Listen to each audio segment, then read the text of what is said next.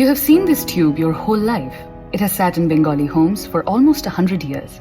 What most people have forgotten is that it began as a company, made in Calcutta in 1929 by a man who wanted India to make its own medicine instead of buying it from the people who ruled us.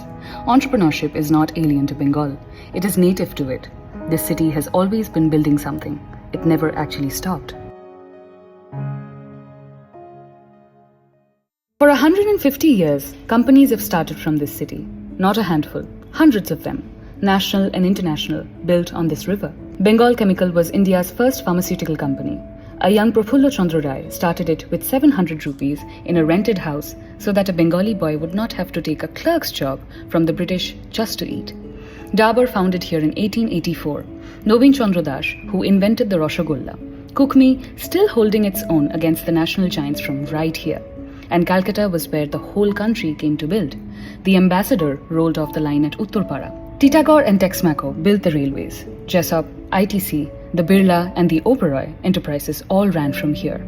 Much of that big industry was built by families from across the country who made this city their home, while Bengalis more often ran the smaller trades, the food businesses, the sweet shops. That is not a flaw in the story. It is the city's strength. Bengal was where India came to do business. In infrastructure, PS Group and Infinity on one side, Merlin and Ambuja on the other. And in education, the schools, the institutions, and the universities that Bengalis built for themselves. The last one matters here because it is the line this institution comes from. This city built some of India's first great companies. When you look at that history, what do you think Bengal actually lost along the way? I don't think Bengal lost its talents. Bengal never stopped producing brilliant minds. What changed was the ecosystem around those minds. Innovation needs confidence, collaboration, capital, and a culture that celebrates risk as much as success. For a long time, our brightest young people believed that if they wanted to build something extraordinary, they have to leave. That belief became stronger than reality. Today, our greatest opportunity is not to recreate the past. It is to create an environment where the next generation believes they can dream globally while building from Bengal. In 1911, the capital of British India left Calcutta for Delhi and the city lost its center of gravity. Bengal had already been split once, in 1905, reversed 6 years later, but the damage held and hardened divisions that returned far worse in 1947, when Bengal was partitioned for good and its eastern half became another country.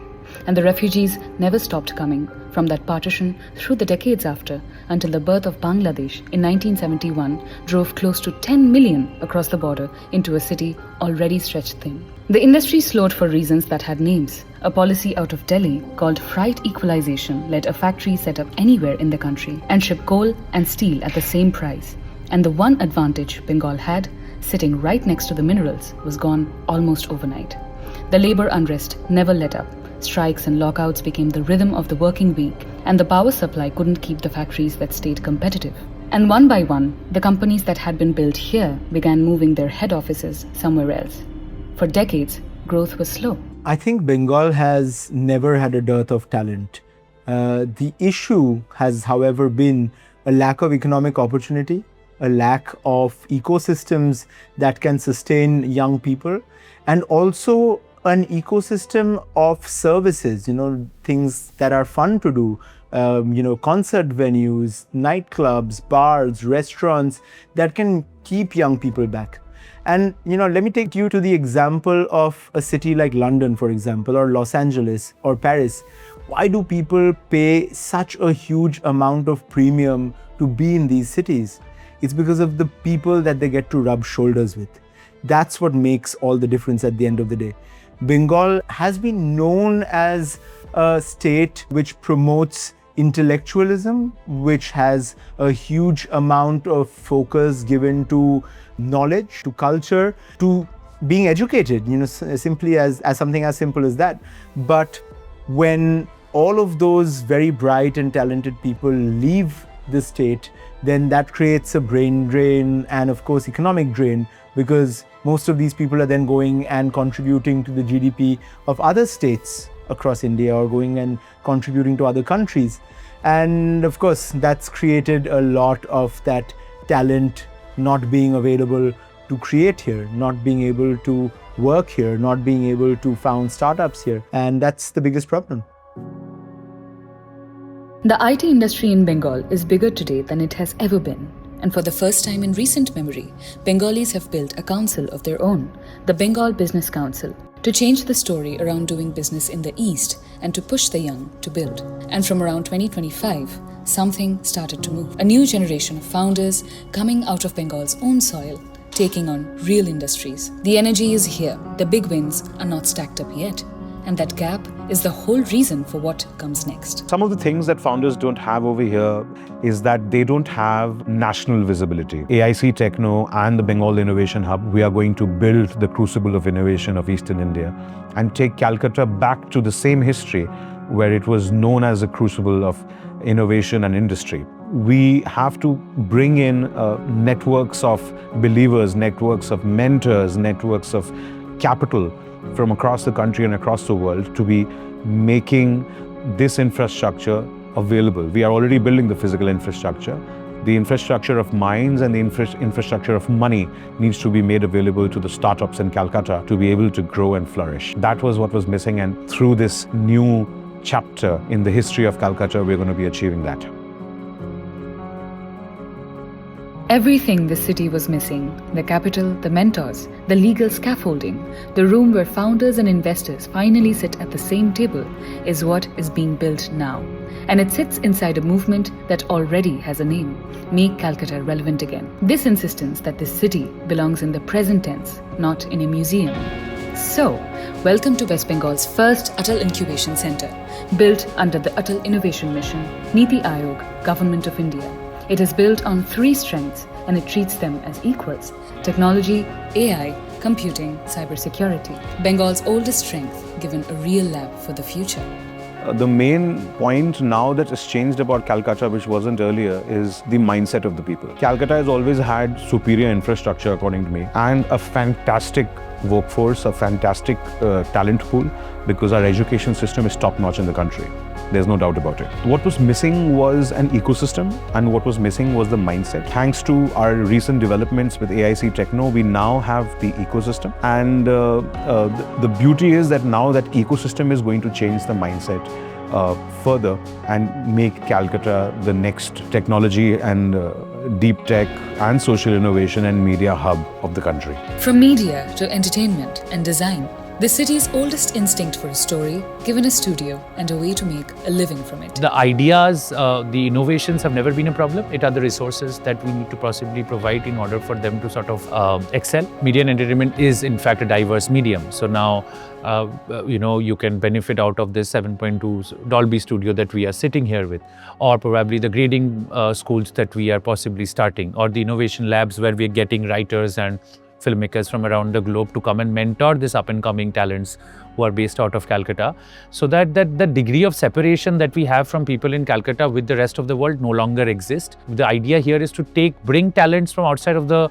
state and help identify the talent here in this state and create like an exchange where everybody benefits and we get the leaders of tomorrow and they get all the avenues and the resources to possibly, shine and make a name for themselves. Thousands of enterprises are already working. The food producers, the collectives, the people who build with their hands. So social entrepreneurs, or as I'd rather call them, impact entrepreneurs, in order to avoid this confusion with the social not-for-profit sector, have a hard time, have a harder job than typical traditional businesses, especially because we find ourselves in a hyper-capitalistic ecosystem of players, both on the investment side and the consumer side, where all of the metrics that we give value to these days tend to be the price and the cost and the financial bottom line. Social enterprises, impact enterprises have a harder time because there is a whole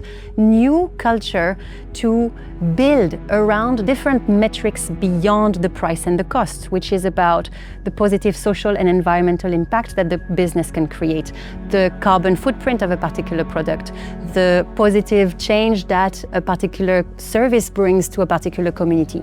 So this cultural change has to happen in order for social enterprises to thrive, and AIC Techno is here to contribute to bring about this new culture. Ultimately, social businesses are businesses.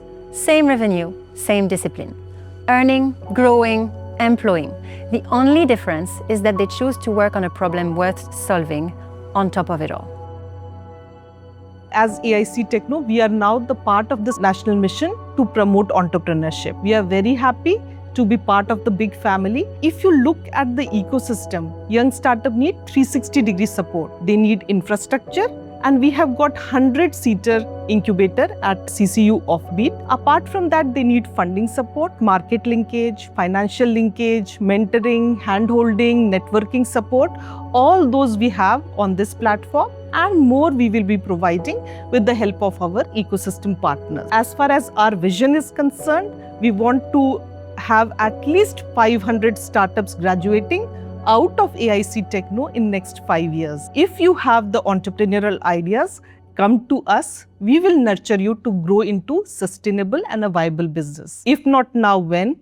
If not you, who? We're going to help connect Asian and Australian and global businesses into the hub, bringing the international knowledge, resources and talent, and really showcasing Bengal to the world. We have been doing regional conclaves for incubators across the country. We have completed all the 5 regions, and soon we are planning a national level incubator conclave where we are going to invite all the incubators across the country, even beyond AIM ecosystem, so that we are able to celebrate these institutions which are actually the backbone of the startup industry. We believe that incubators can play a pivotal role in supporting the startups and the innovators with the right infrastructural support, and AIC Techno University will be able to play a pivotal role in doing so, not just in terms of providing the infrastructural support, but also in supporting them with connecting them with the other ecosystem enablers within the West Bengal ecosystem. If you look at Bengal, like a lot of activism, a lot of grassroots work came from this. And so how I envision the work that I want to contribute to most is finding opportunities and founders who are trying to build from the grassroots, helping them think through why technology and where technology can enable them, and then really supporting that journey from taking their idea to scale and impact through the lens of technology and emerging tech. You're in a blessed age where if you do have an idea and you want to test it, there is open ground and so much at your disposal to be able to test that idea. So take the leap, be absolutely fearless in taking that leap, and don't let anyone tell you otherwise. The state of West Bengal has been a traditional powerhouse in the field of agri-tech, in the field of engineering. Now the time has come when we should build up over it. And not only build up on these 2 sectors, but rather build up on the new and emerging sectors. The entire media tech, the scope of AI and ML, and the robotics and so on, we should build up on that. And my vision for this state is exactly doing that. And AIC Techno is going to play a pivotal part in implementing this whole plan. So I expect all the youngsters from this state who are having huge amount of intellectual capital to come here, build their own ventures, and scale it up across the country and beyond the country as well. And AIC Techno is going to be a immensely supporting pillar for you to achieve your dreams. So this is the place to be in. So come and build the next future of India. So what does a founder actually get? A desk? A lab? A studio? Well, not just that. They get mentors who have built real companies, not just taught about them. Lawyers, investors, and a clear path from an idea to a working product to a market of millions. 5 years from now, we are not looking at only depending on NITI Aayog for this one grant for setting up an incubator. 5 years from now, we are looking at potentially having funds from DPIIT, from BIRAC, from DST. They have the TBI, the Technology Business Incubator Fund. They have the EIR, which is the Entrepreneur in Residence Fund, which literally gives you 30,000 rupees a month to come and build. At the end of the day, Atal Incubation Center itself is the backbone of the entire ecosystem. We become the nodal body for innovation in the state, which means all the Atal Tinkering Labs, which are the innovation outlets in the various schools, they will report to us. All the IICs, which are the institutions' innovation councils across the various colleges and universities, they report into us. And what that means is we're able to give them access to the best of what's available. But this is just one starting. The starting is the NITI Aayog supported Atal Incubation Center. And through this, the government itself is pushing us to apply for various other grants, and through which we'll also be able to directly grant, fund, and invest in these startups that we'll be incubating in the first years. That tube is still made today. So is the city. The talent never left because it wasn't good enough. It left because there was nowhere to land. No capital, no room, no machine. That platform is now here to stay. It is a place to build, right now, in present tense. What gets made here next is the part that is up to you.